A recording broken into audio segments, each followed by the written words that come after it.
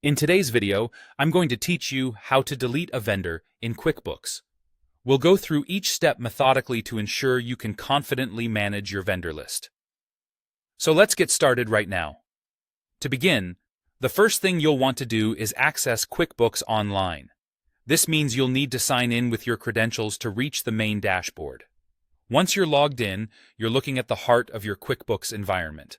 From here, you'll need to navigate over to the Expenses section. This is truly a pivotal area, as it's where you can access all of your financial transactions, including those related to your vendors and suppliers. Now, within the Expenses category, you'll need to look closely for the Suppliers option. It might not jump out at you immediately because it's tucked within the Expenses section, but remember, this is your go-to spot for managing your vendor list. Once you've located it, go ahead and click through.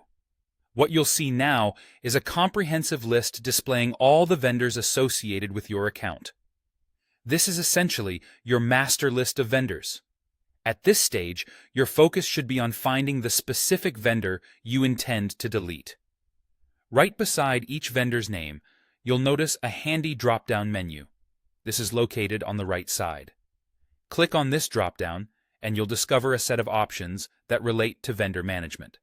Among these, you'll see an option labeled Make Inactive.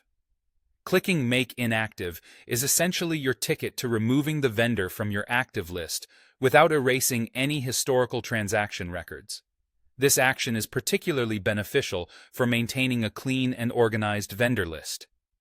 It's a smart way to streamline your data without losing any of that crucial historical information, which can be invaluable for future reference or audits. After you click the Make Inactive option, a confirmation window will pop up, prompting you to confirm your decision.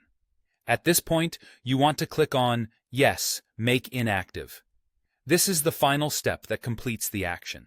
Once this is done, the selected vendor is effectively removed from your active vendor list. And that's it. You've successfully managed to delete a vendor from QuickBooks. Remember, if you ever need to reactivate a vendor or review any associated history, QuickBooks makes it easy to do that by allowing access to inactive vendor records. I hope this tutorial has provided you with a clear understanding of how to efficiently manage your QuickBooks vendor list. Keeping your vendor list tidy not only maintains clarity, but also streamlines your accounting processes. Thanks for watching, and don't forget to subscribe for more QuickBooks tips and tutorials. Have a great day.